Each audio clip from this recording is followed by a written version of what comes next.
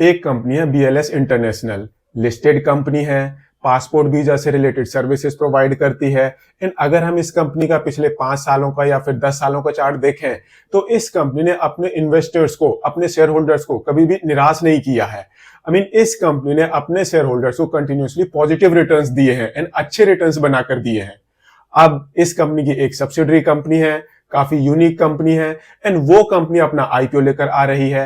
And यही reason है that इस कंपनी का जो आईपीओ आ रहा है, इसका ग्रे मार्केट प्रीमियम ये 40% से ऊपर चल रहा है। कौन सी कंपनी है, क्या काम करती है, जानते हैं इस कंपनी के बारे में, इसके आने वाले आईपीओ के बारे में। कहीं मत जाइए, चैनल को सब्सक्राइब कर लीजिए।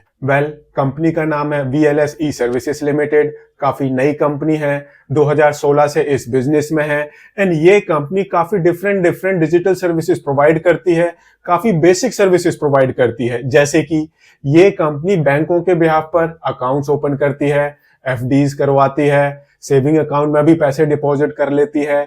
ये कंपनी माइक्रो ATMs भी ऑपरेट करती है। ये कंपनी इंश्योरेंस भी बेचती है, ई लर्निंग से रिलेटेड सर्विसेज भी प्रोवाइड करती है, ऐसे ही पैन कार्ड से रिलेटेड सर्विसेज भी प्रोवाइड करती है। आप इस कंपनी के सेंटर्स पर इलेक्ट्रिसिटी के बिल पे कर सकते हो, टेलीफोन मोबाइल रिचार्ज करवा सकते हो, DTH को भी रिचार्ज करवा सकते हो, ट्रैवल बुकिंग कर सकते हो। ऐसे ही ये कंपनी वीडियो कंसल्टेशन का भी काम करती है एंड साथ ही साथ फ्लिपकार्ट, Amazon जैसी कंपनीज के लिए बिजनेस करेस्पॉन्डेंस का भी काम करती है। तो बेसिकली ये कंपनी काफी सारी बेसिक सर्विसेज प्रोवाइड करती है एंड इनमें से ज्यादातर सर्विसेज वो डिजिटल सर्विसेज हैं। एंड जो इस कंपनी की ये सर्विसेज हैं, इनको इस कंपनी ने 3 कैटेगरीज में डिवाइड किया हुआ है: business correspondence services, e governance services, assisted e services. अब हालांकि जिस तरह का काम ये कंपनी करती है, इस तरह की अभी तक कोई भी लिस्टेड कंपनी नहीं है। एक कंपनी है जो ऑलमोस्ट इसी तरह का काम करती है, उस कंपनी का नाम है ई मुद्रा लिमिटेड। एंड इस कंपनी का आईपीओ भी रिसेंट में ही आया था एंड अपने इन्वेस्टर्स को इस कंपनी ने काफी अच्छे रिटर्न्स दिए हैं। अगर हम इस कंपनी को ई मुद्रा के साथ कंपेयर करते हैं तो रेवेन्यू वाइज ऑलमोस्ट बराबर की कंपनी है।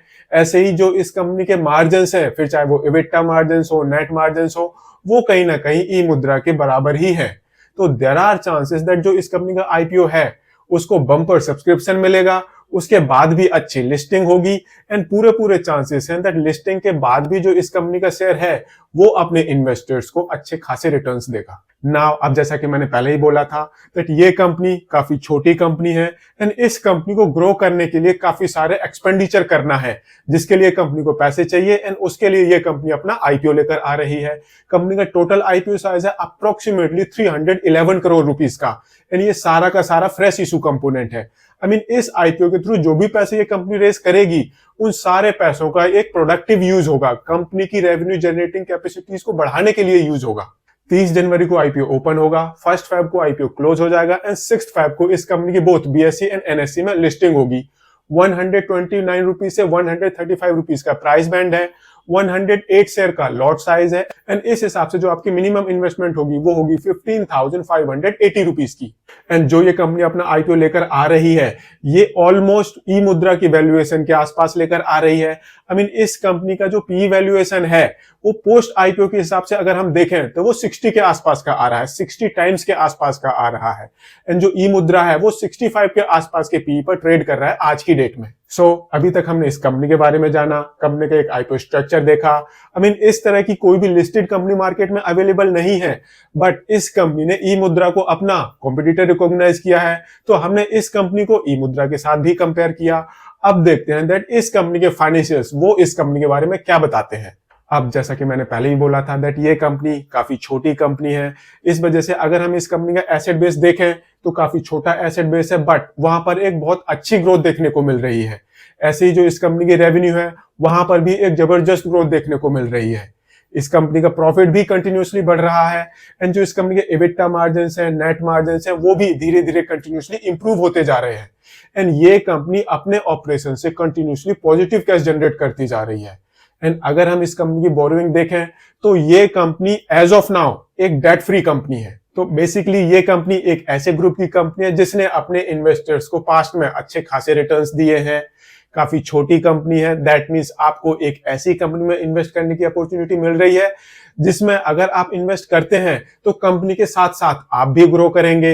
एंड एक छोटी कंपनी में इन्वेस्ट करने का एक पॉजिटिव एडवांटेज ये होता है दैट जो आपकी इन्वेस्टमेंट है वो मल्टीफोल्ड इंक्रीज हो सकती है। आई मीन अगर कोई 1 लाख करोड़ की कंपनी है तो उसको 2 लाख करोड़ की कंपनी बनने में काफी टाइम लगेगा।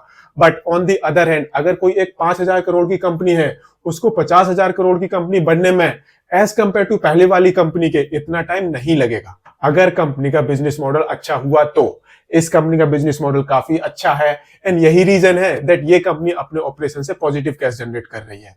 तो अब जो भी मैंने ये बोला इसको इन्वेस्टमेंट एडवाइस तो आप बिल्कुल मत मान लेना। इस आईपीओ को सब्सक्राइब करना है नहीं करना उसका डिसीजन आप काफी सोच समझ कर लेना, बिकॉज कंपनी काफी छोटी है। हो सकता है इस कंपनी के शेयर में आपको आपकी रिक्वायरमेंट के हिसाब से, आपकी एक्सपेक्टेशन के हिसाब से ग्रोथ ना मिले एंड ये भी हो सकता है दैट आपकी इन्वेस्टमेंट वो मल्टीपल फोल्ड से इंक्रीज हो जाए। सो अपना डिसीजन सोच समझ कर लें, इन्वेस्टमेंट एडवाइजर से कंसल्ट करके लें। अगर वीडियो पसंद आया हो तो इसको लाइक शेयर जरूर करें एंड चैनल को सब्सक्राइब करें। Thank you.